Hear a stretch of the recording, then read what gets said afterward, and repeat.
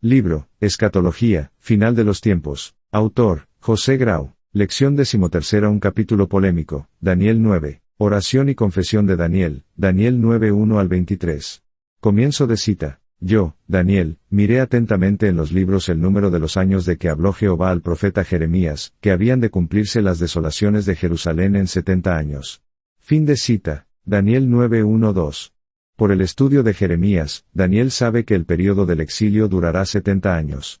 Entonces se vuelve al Señor en súplica intercesora por el pecado del pueblo, entre los que él mismo se incluye, y apela a la gracia y al perdón divinos, versículos 4 al 14 y 15 al 19. Mientras ora, acude Gabriel para darle sabiduría y entendimiento. Comienzo de cita. Al principio de tus ruegos fue dada la orden y yo he venido para enseñártela. Fin de cita. ¿A qué principio de ruegos se refiere?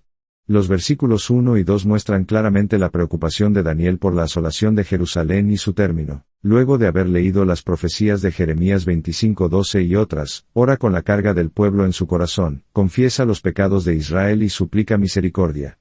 Daniel inquiere, pues, el destino de su pueblo. Las 70 semanas, Daniel 9, 24 al 27. El tema general que se le revela, las 70 semanas decretadas por Dios, se introduce ya en el versículo 24, y los detalles se desarrollan en los 3 versículos siguientes.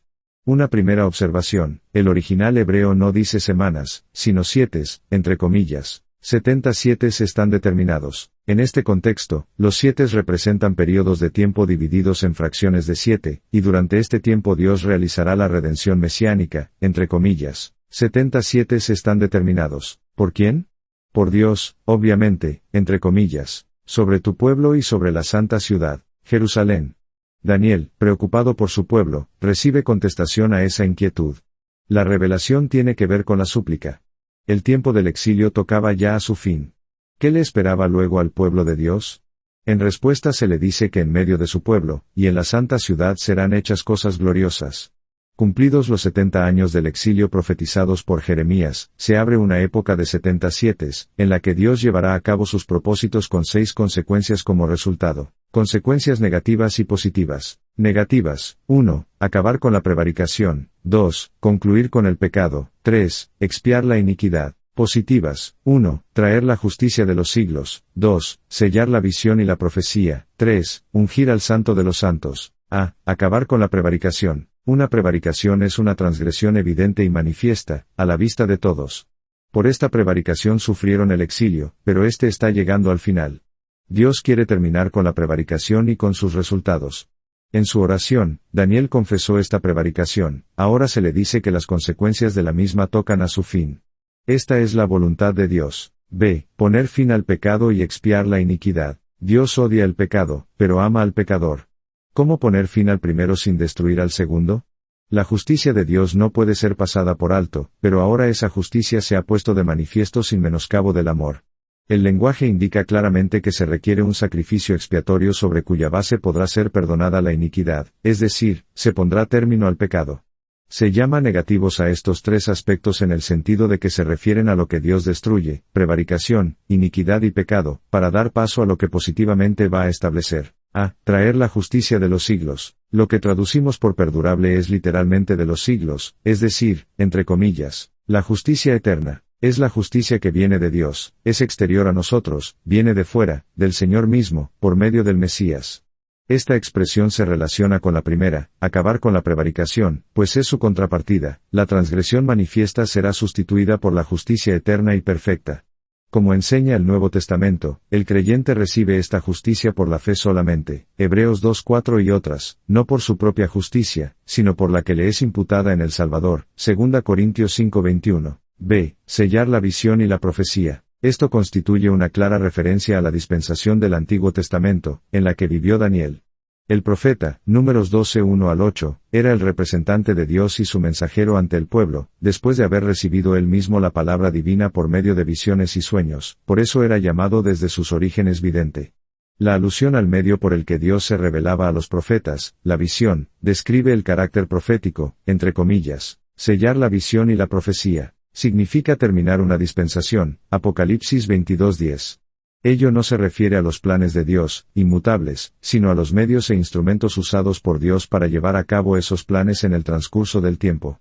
En la interpretación dispensacional, sin embargo, se enfatiza sobremanera la diferencia entre una dispensación y otra, hasta casi hablar de ruptura u oposición, en lugar de continuidad. Este es uno de los puntos controvertidos entre los dispensacionalistas y quienes no aceptan el dispensacionalismo. C. Ungir al Santo de los Santos. Literalmente, ungir una santidad de santidades, o sea, lo más santo, lo santísimo. Parece hacer referencia a la unción del Mesías con el Espíritu Santo. Se cumplió al ser bautizado por Juan, Mateo 3:13 al 17, comparar Isaías 42:1 y otras, y se puso de manifiesto a lo largo de todo el ministerio del Salvador. Los 6 objetivos de las 70 semanas son todos mesiánicos y se cumplieron ya. Cuando Cristo ascendió a los cielos no faltaba ni uno por cumplir. Las 70 semanas en detalle. En Daniel 9:25 al 27 se dan los detalles del período de las 70 semanas. Leemos en el versículo 25, entre comillas, sepas, pues, y entiendas. A Daniel se le insta a que ponga atención y se esfuerce por entender los detalles, entre comillas, desde la salida de la palabra para restaurar y edificar Jerusalén, es decir, desde el final del exilio, entre comillas, hasta el Mesías príncipe. Esto halló cumplimiento en el primer año del reinado de Ciro por su decreto liberador promulgado en 538 a.C., que permitió regresar a Jerusalén a los judíos. El punto de partida del cómputo es la fecha de la orden imperial, Esdras 3:1 al 3, cuyo propósito era la restauración de la ciudad, y del templo de Jerusalén a su condición. Luego, entre comillas, habrá 7 semanas y 62 semanas, se volverá a edificar la plaza y el muro en tiempos angustiosos. Y después de las 62 semanas se quitará la vida al Mesías, mas no por sí, y el pueblo de un príncipe que ha de venir destruirá la ciudad y el santuario, y hasta el fin de la guerra durarán las devastaciones. Y por otra semana confirmará el pacto con muchos, a la mitad de la semana hará cesar el sacrificio y la ofrenda, después, con la muchedumbre de las abominaciones, vendrá el desolador, hasta que venga la consumación, y lo que está determinado se derrame sobre el desolador. Fin de cita. Total, 70 semanas o 7. Las 7 semanas constituyen el período entre el primer retorno de los judíos del exilio bajo Zorobabel, según relatan Esdras y Nehemías, y la culminación de las obras de estos siervos de Dios, cuando Jerusalén fue reedificada en tiempos angustiosos. Las 62 semanas abarcan el tiempo entre esa época y la primera venida de Cristo. En lo referente al versículo 25, hay amplio acuerdo, excepto entre posturas modernistas, en que estas predicciones se cumplieron con el advenimiento y la manifestación de Jesucristo. La discusión surge al llegar a los versículos 26 y 27. Lectura no dispensacionalista de Daniel 9:26 al 27. Versículo 26. Trata de lo que tendrá lugar después de las 62 semanas, esto es, desde la restauración de Jerusalén hasta la muerte del Mesías. Se mencionan 2 eventos. A. Se quitará la vida al Mesías, mas no por sí, clara referencia a la crucifixión de Cristo. B. El pueblo de un príncipe destruirá la ciudad, profecía igualmente clara sobre la destrucción de Jerusalén por las tropas de Tito en el año 70 después de Cristo. La frase final, entre comillas, hasta el fin de la guerra durarán las devastaciones, alude a la prolongación de los horrores del sitio hasta el arrasamiento de la ciudad. Versículo 27, entre comillas. Y por otra semana confirmará el pacto con muchos. Literalmente, hará prevalecer el pacto. Lo subrayado es que ahora sus términos y condiciones serán hechos efectivos. ¿Quién hace prevalecer el pacto? El sujeto coherente del pasaje es el Mesías, no un príncipe pagano. La exégesis cristiana tradicional ve aquí al Mesías que confirma el pacto, Mateo 26:28. ¿Qué pacto prevalece? El de gracia. Dios no hace sino pactos de gracia con su pueblo. Mediante ese pacto el Mesías fue ofrecido en expiación por el pecado y verá fruto de su labor redentora, Isaías 53:10. La última semana se entiende como el tiempo que sigue a la muerte, resurrección y ascensión de Cristo, es el tiempo de la Iglesia hasta que el Mesías venga en su segunda venida. Entre comillas, a la mitad de la semana hará cesar el sacrificio y la ofrenda. El culto judío cesa definitivamente tras la destrucción del templo de Jerusalén. El simbolismo que apuntaba al Mesías ya no tiene sentido. Hebreos 8:13, es el mismo Mesías quien, sirviéndose de las circunstancias históricas, hace cesar el sacrificio y la ofrenda, entre comillas. Después, con la muchedumbre de las abominaciones, vendrá el desolador. Aparece Tito y destruye el templo, no sin antes practicar abominaciones en su interior y en la ciudad.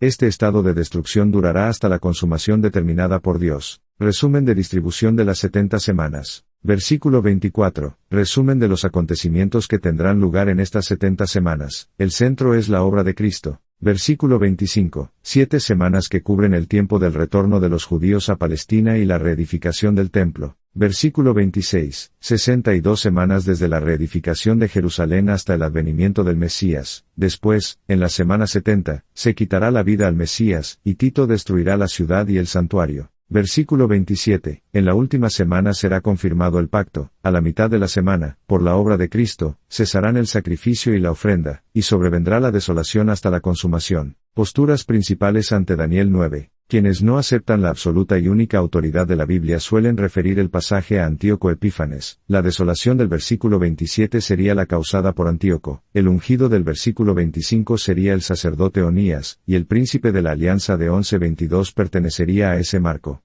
Esta postura priva al pasaje de su carácter mesiánico y presenta reparos de orden textual, histórico y exegético que la vuelven insostenible. La postura dispensacional ya expuesta, paréntesis entre la semana 69 y la 70, reconstrucción de sacrificios, pacto de 7 años y un príncipe futuro, con apoyo en lecturas de Apocalipsis 3:10, y 2 Tesalonicenses 2:3-4 y otras. La interpretación mesiánica tradicional, continuidad de las 70 semanas sin paréntesis, centro en Cristo y su obra, confirmación del pacto en la última semana, cese de sacrificios por la eficacia de su sacrificio, y desolación de Jerusalén como consecuencia del rechazo del Mesías. Llamado final. Antes de inclinarse por una u otra escuela, conviene orar buscando la luz de Dios y pidiéndole, entre comillas, sabiduría y entendimiento. Daniel 9:22, y estudiar con humildad y cuidado las Escrituras.